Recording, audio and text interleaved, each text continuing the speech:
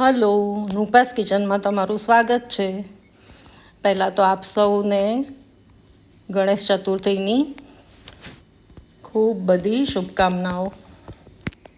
બાપાની પધરામણી થઈ ગઈ છે તો તેમને માટે મેં સરસ ગોળ ચૂરમાના લાડુ બનાવ્યા છે. તો બતાવું તમને કેવી રીતે બનાવ્યા છે. તો તેને માટે ચાલો મારા કિચનમાં. મેં 2 કપ કકરો ઘઉંનો લોટ લીધો છે, દાઉદખાની ઘઉંનો લોટ લીધો છે.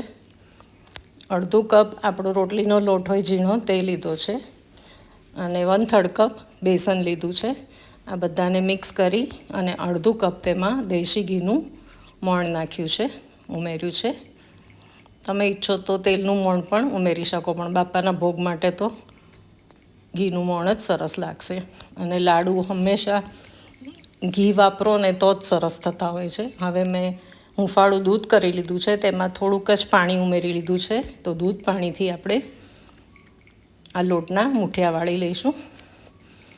જો આ રીતે મુઠ્ઠી પડતું મોણ થાય એટલું આપણે ઘી ઉમેરવાનું છે, જેથી આપણા લાડુ ખૂબ સરસ બનીને તૈયાર થાય.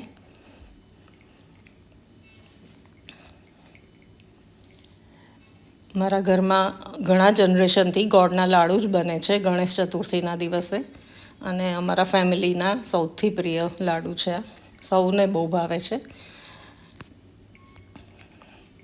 અને ગણપતિ બાપાના પણ પ્રિય છે ગોળના લાડુ. જો દૂધથી આ રીતે આપણે લોટ બાંધી લઈશું.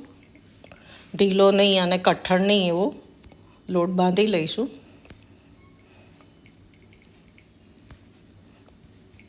તમે પણ લાડુ બનાવતા હશો ને ભગવાનને, બાપાને ભોગ ધરાવવા માટે.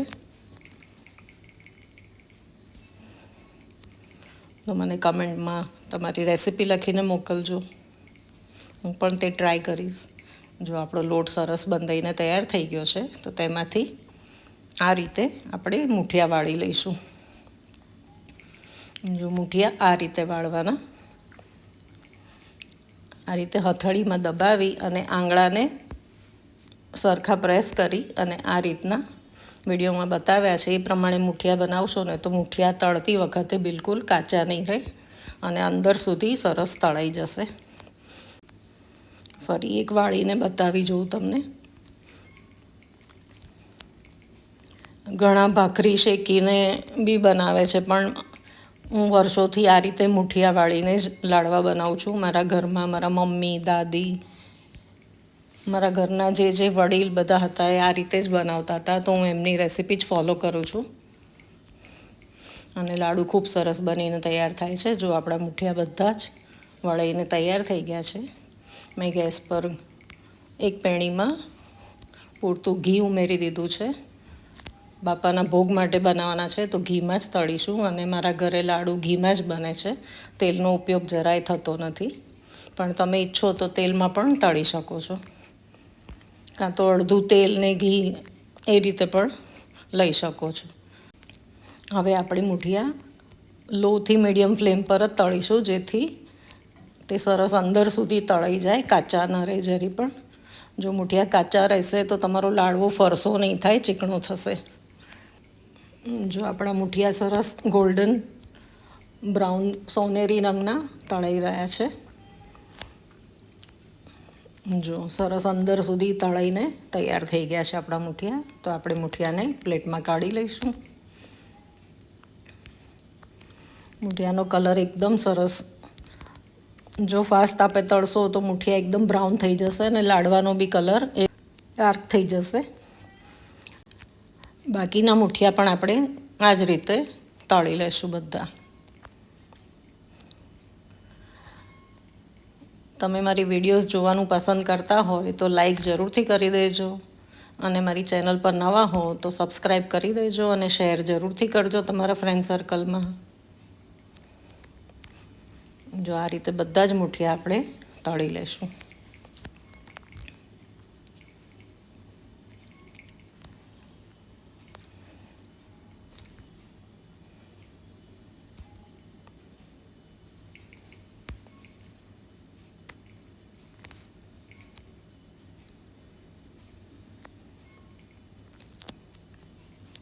આમ આપણા ગુજરાતીઓના ઘરમાં આ ગોળના લાડુ જ બનતા હોય છે, પણ હવે જાત જાતના મોદક પણ બનતા હોય છે. મેં પણ બનાવ્યા અને ટ્રાય કર્યા છે. મોદક પણ ઘણા જ સરસ બનીને તૈયાર થાય છે, પણ ટ્રેડિશનલી તો લાડુ જ બને છે, અને તે ટ્રેડિશન મેં કન્ટિન્યુ રાખ્યું છે. હું દર વર્ષે લગભગ ગણેશ ચતુર્થીમાં ગોળના લાડુ બનાવું જ છું અને બાપાને ભોગ ધરાવું છું. જો આપણા મુઠિયા સરસ બધા તૈયાર થઈ ગયા છે તળાઈને. હવે ઠંડા પડે એટલે આ રીતે એના ટુકડા કરી લઈશું આપણે.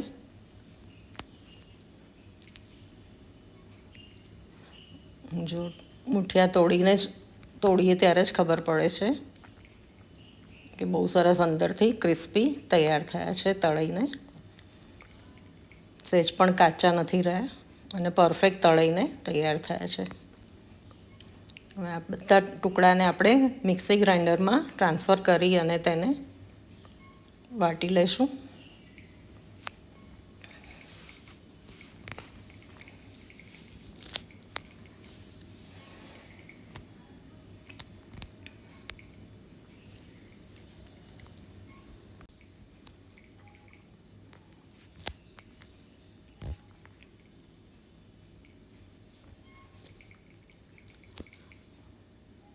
જો વાટીને સરસ તૈયાર થઈ ગયો છે આપણું લાડવાનો મિક્સર. એકદમ કકરો અને દાણેદાર સરસ તૈયાર થયો છે. ચાળવાની મને તો જરૂર લાગતી નથી. ચાળીને બહુ પ્રોસેસને કન્ફ્યુઝ કરવાની જરૂર નહીં. સરસ દળાઈને તૈયાર થઈ ગયો છે, તો ચાળ્યા નથી મેં. આ રીતે બીજા પણ બાકીના મુઠિયા વાટી લીધા છે મેં, અને બધું આપણે એક તાસકમાં ટ્રાન્સફર કરી દઈશું.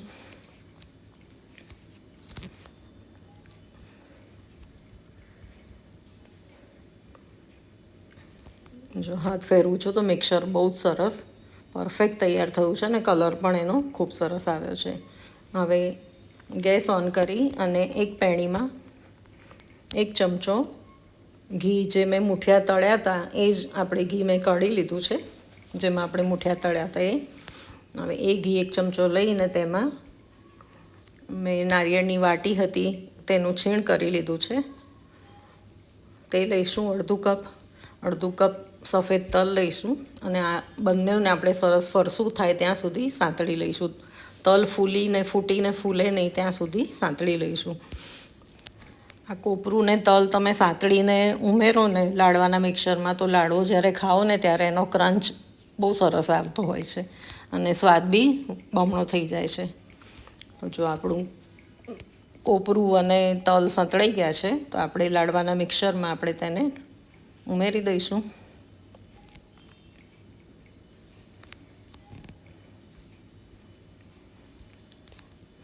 ફરી એ જ પેણીમાં આપણે 1 ચમચો ઘી ઉમેરી અને 1 કપ ગોળ ઉમેરીશું. તેમાં મેં દેશી ઓર્ગેનિક ગોળ ઉમેર્યો છે. હવે આ ગોળનો આપણે પાયો નથી કરવાનો. ગોળ પીગળે ત્યાં સુધી જ એને આપણે ગેસ પર કૂક કરી લઈશું.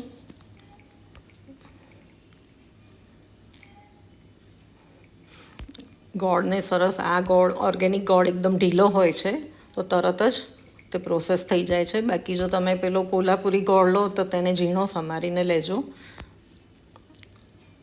જેથી આ પીગળવામાં વાર ન લાગે. મોટા ટુકડા લેશો ને તો તેનો પાયો થઈ જશે, પીગળતા વાર લાગશે અને ગોળનો પાયો થઈ જશે, અને લાડુ પછી પાછળથી ઠંડા પડશે તો કડક થઈ જશે. એટલે આપણે પાયો નથી કરવાનો. બસ જો આ રીતે પીગળી ગયો છે ગોળ. હવે ગોળ પીગળી જાય એટલે તેને આપણે લાડુના મિક્સરમાં ટ્રાન્સફર કરી દઈશું, રેડી દઈશું.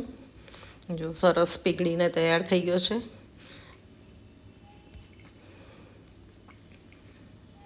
હવે આ બધું આપણે સરસ મિક્સ કરી લઈશું.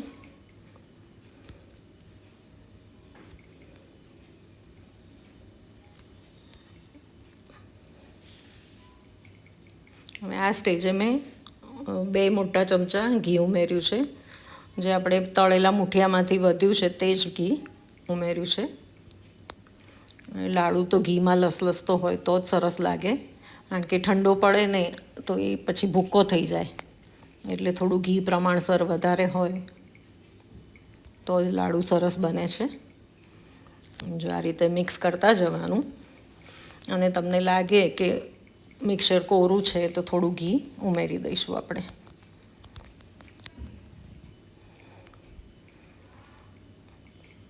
લગભગ 1 થી 1.5 કપ જેવું ઘી મેં ઉપયોગમાં લીધું છે. જો આપણું લાડુનું મિક્સર લાડુ વાળવા માટે એકદમ તૈયાર થઈ ગયું છે, પરફેક્ટ બનીને તૈયાર થયું છે. તો આપણે સરસ મજાના નાના નાના બાપા માટે લાડુ વારી લઈએ. આ રીતે થોડું થોડું મિક્સર હાથ પર લઈને આ રીતે વાળશો ને તો આપોઆપ તેની પડઘી બેઠક તૈયાર થઈ જશે. અને આ રીતે ખસખસ હાથમાં લઈ અને લાડુ પર આપણે લગાવી દઈશું. એકદમ ગોળ લાડુ વાળો ને તો પ્લેટમાં મૂકો તો ગબડી જાય, એટલે આ બેઠકવાળા લાડુ દેખાવમાં બી સરસ લાગે અને પીરસો ને તો ત્યાં પ્લેટમાં રહે.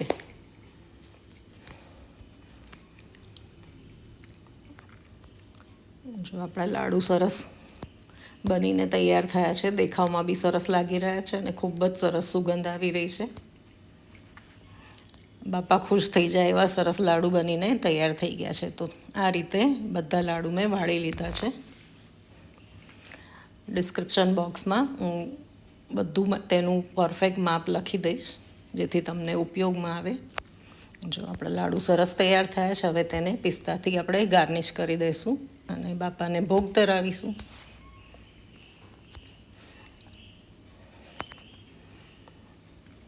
થોડો ટાઈમ માગી લે છે આપણી ટ્રેડિશનલ વાનગીઓ, પણ તે બનાવવાની ખૂબ મજા આવે છે અને બન્યા પછી તેને ખાવાની તો ડબલ મજા આવે છે. હે ને, સાચું કે નહીં? જો બીજા પણ બાકીના મિક્સરના બી લાડુ મેં તૈયાર કરી લીધા છે. તો ચાલો બાપાને ભોગ ધરાવીએ આપણે.